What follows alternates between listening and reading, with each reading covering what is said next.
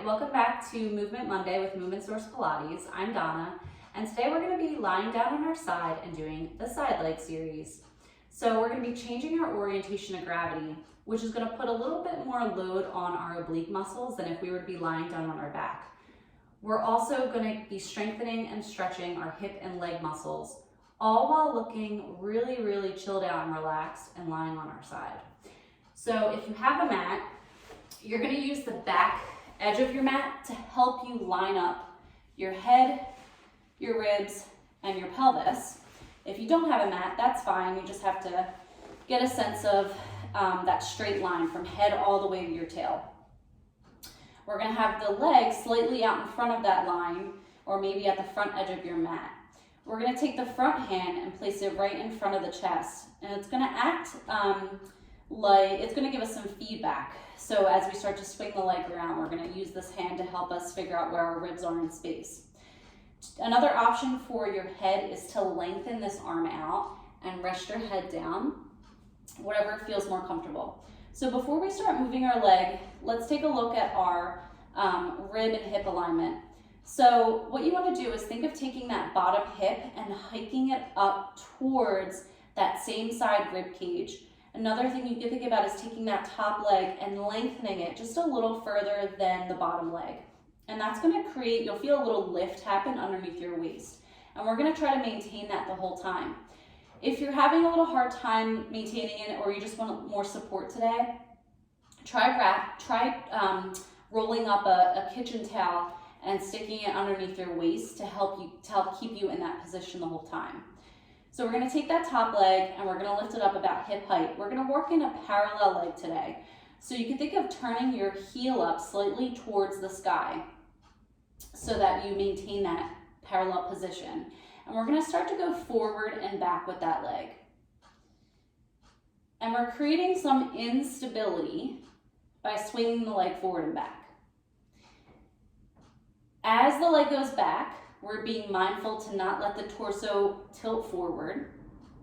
And as the leg swings forward, we're being mindful not to let the torso swing back. We're keeping our underside waist lifted, and we're remembering to breathe. So what's really great about side lying is you get all of this strengthening happening through your hip joint and through your leg, as well as the stretch, while having feedback for where your ribs and your hips are in space. So that if you were to do movements, one-legged movements, stuff like that, standing, you're just a little bit more aware of your rib and your hip placement. Okay, so we're gonna let that leg settle down. We go back one more, and then take the leg down. And we'll get ready for up and down. So we're gonna lift the leg up. You can think of leading with your heel. And you're going to bring the leg back down. Leading with the heel as you lift up and come back down. It's also going to be really tempting to look at your leg. Try to keep your eyes forward so that you can maintain your neck alignment and it stays, you're not jutting the head forward or looking down. So especially when we take that leg up, we want to maintain that lift underside our waist. If you do that, you're going to get more work in your leg.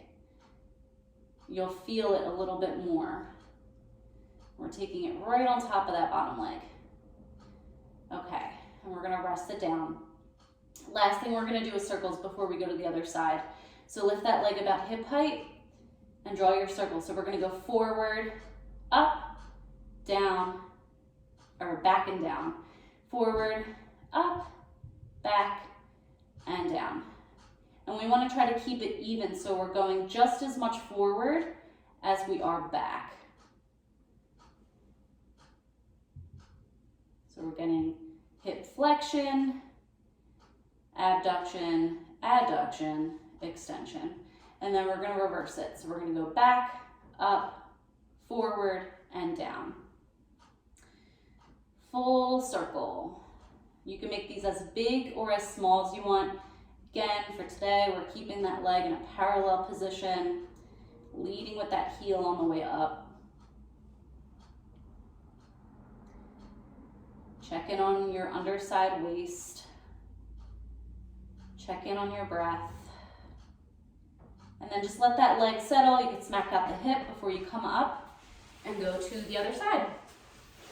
Same thing, you want to line yourself up with that back edge of your mat, or just do your best to find that line. You can take a hand, bring it behind you, and then the legs are going to go out in front of that line. Front hand goes to the front of your chest to help like a barrier, and you can always make changes to where your head placement is. First thing is our alignment, so we're going to take that bottom hip, hike it up to the top, hike it up to the same side rib cage, or take that leg, maybe lengthen it further than the bottom leg. Whatever you got to do to keep that little bit of a lift underneath your waist.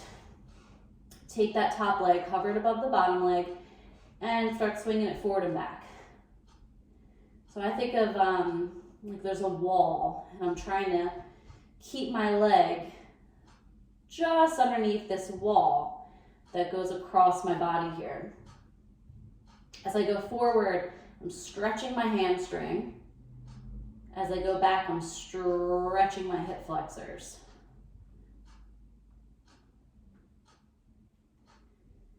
This side's always a little bit more difficult for me because of my scoliosis. So I'm really working hard to keep my left waist lifted off the mat. Keep breathing. We'll do one more. Don't forget that hip extension. I feel like we always cheat ourselves with the hip extension. And then we're going to take that leg and bring it down. Okay, so then we're going to go up and down. So we'll take that top leg, lead with your heel, and bring it back down. I'm just going to take a peek at my leg, make sure I'm staying parallel, and then bring my eyes forward again.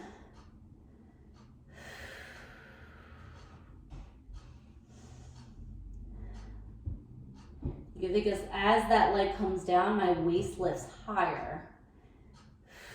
I try to keep the waist lifted as I lift the leg up, and then I really pull that underside rib and try to lift it up. You can think of bringing your underside rib across to your opposite hip.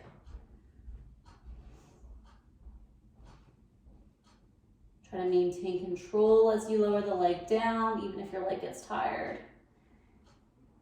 Okay, and then we're going to rest it, and then we'll go in a circle. So we'll take that top leg, and we're going to go forward first. So we'll go forward, sweep it across the bottom leg, bottom foot, take it back, down,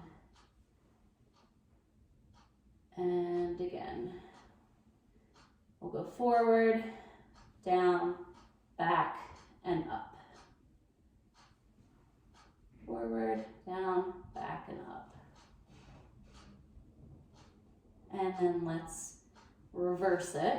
So now we'll go forward, up, back, and down.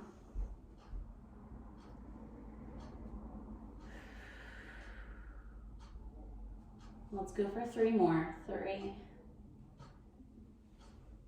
2, and 1.